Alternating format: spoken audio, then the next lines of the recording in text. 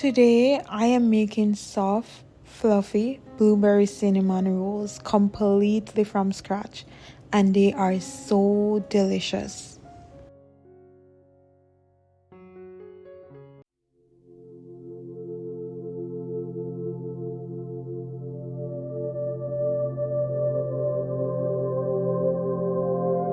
Mix together and allow it to foam for 5 to 15 minutes.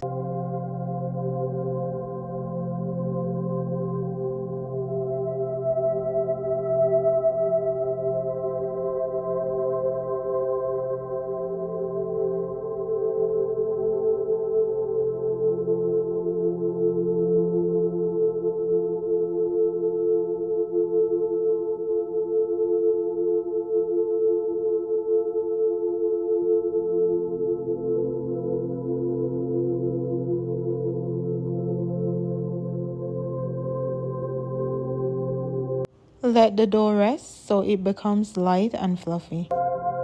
For the filling, I am cooking fresh blueberries into a thick, sweet jam.